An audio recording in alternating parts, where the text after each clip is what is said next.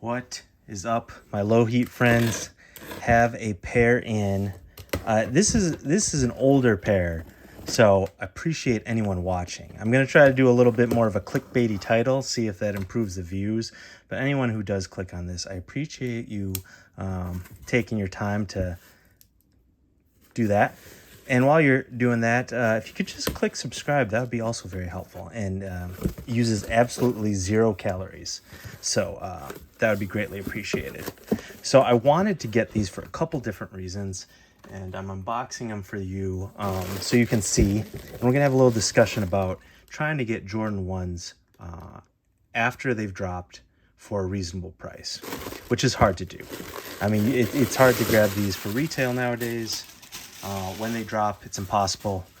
They get sold out, bots or no bots. Even if there's 0 bots, most Jordan 1 drops would be, bought up by everyone because they're a popular shoe. I love them. They're one of my favorites. They're everyone's favorites. So, yeah. So let's see what we got here. We have Air Jordan 1 Retro High OG in light fusion red and black and white.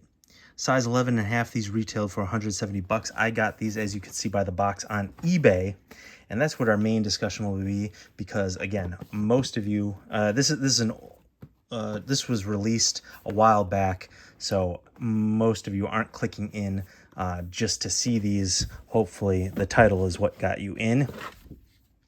Ooh, let's pause for a moment for the unveiling. Sometimes I forget to just take it in and I keep talking. Whew. Okay, right away, this color might not be it for some of you, might not be hitting, and I think that is the main reason to cut to what we're going to talk about. The price on these, the resale price on these is not too high, and I think the main reason is this colorway. It's just not it for a lot of people, and I understand that.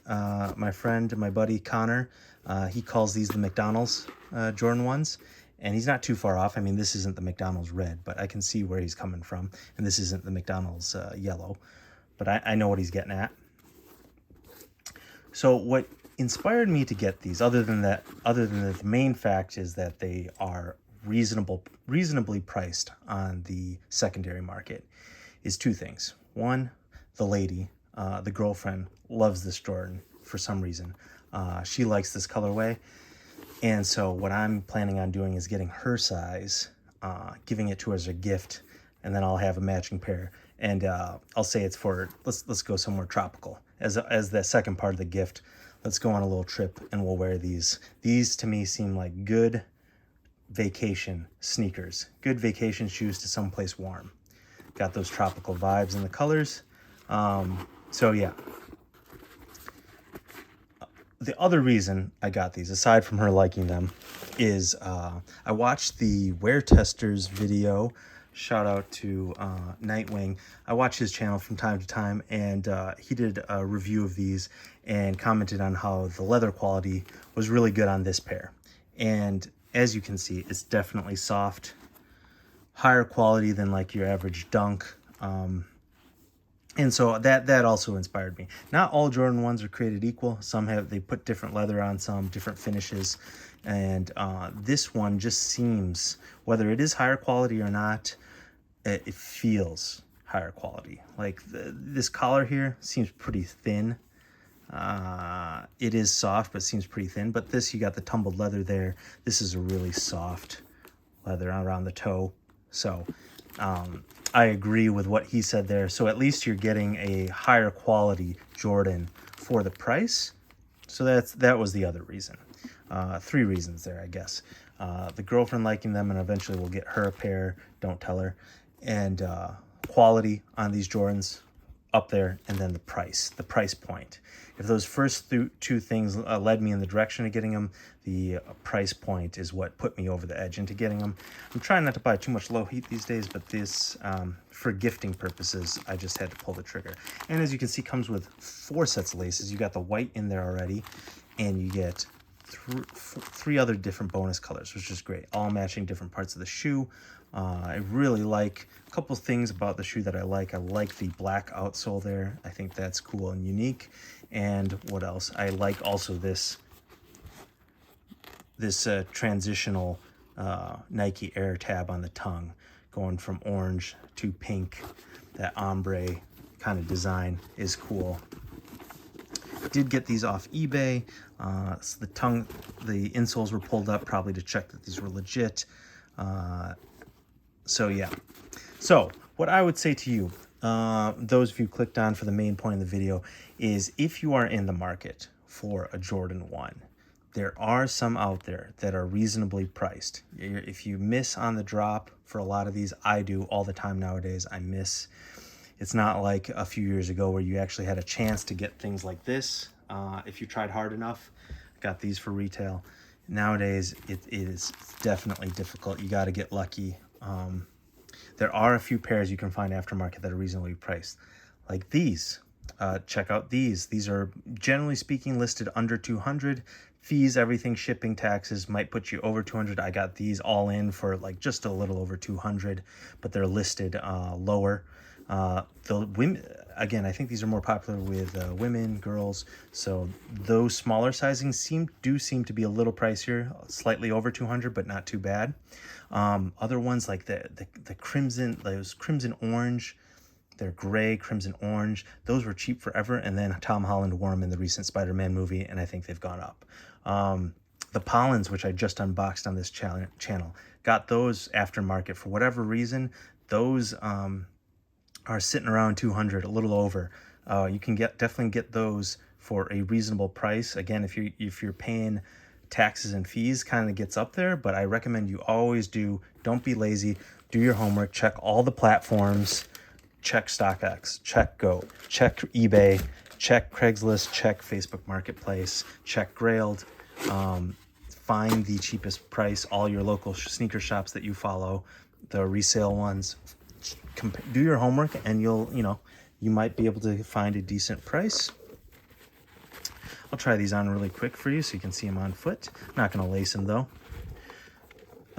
So yeah, they're definitely Jordans you can get for gifts for yourself at a reasonable price. Usually what's surprising is usually the funky ones are the ones that sit at retail or just above retail. Like I said, some of those like gray, yellow, the all white ones with a barcode from a couple years back, the bloodline ones, funky colorways and funky color blocking get those tend to sit at retail price. What's weird is like the ones like that are color blocked, like these and these. Generally people like this, me included, like this color blocking scheme, and so you would think these would go for more, but they don't, again, because of the color. But same with the Pollens. Pollens is pretty, a not wild colorway. I guess people just don't love the yellow, but that's black and yellow, solid. They go with a lot of different things, and those aren't too shabby either. So there are Jordan 1s out there if you look hard enough, for not too bad a price that you can get for yourself or as a gift. So yeah, let me know what you think. Also, the other reason I really liked mess with these is the extra laces. Not all Jordan 1s come with this many laces, but sometimes they do, and I really appreciate that. These turbo green Charlotte ones, they came with, I lace swapped, they came with these purple ones, but they came with teal, white, and these. I love these. These have gone crazy expensive. These are like $400 dead stock, $500. Wild. But I highly recommend these for both quality, laces, price, and these are just a fire pair of sneakers to wear on vacation in a warm climate. Don't you agree? Disagree? What do you think about these? Leave a note in the comments. And while you're doing that, subscribe again. And then let's give these a rating. I think Jordan 1 silhouette, A+. Quality, A. Not a collab or anything, not that they have to be, but usually that's bonus points. Nothing wild that they've done with these. Because it's a Jordan 1 and it's this color blocking and the quality, I think minimum it's a 7. Because I don't mess with these colors too much, just enough to wear them, I'm gonna keep it at a 7. I give these a 7 out of 10. I do like the black outsole. 7 out of 10, and then in the black lining and black tag. I really like this two-tone Nike Air there, that little hit. I probably will lace swap these. What are you guys feeling? I'm kind of feeling, because these make these a little bit more me, a little bit more masculine. I think I'm gonna throw in the black laces. Black to match the lining, the ankle lining and the outsole. The yellow matches the swoosh.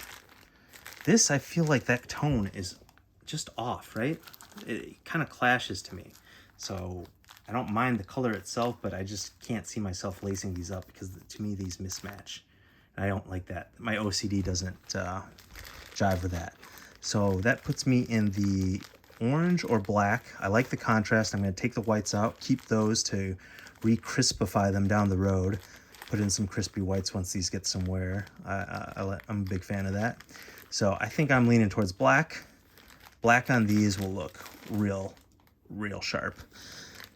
So yeah, that's what I give them, a 7 out of 10. Let me know what you guys think. What are the other Jordan 1's deals on the secondary market? What should people be looking at?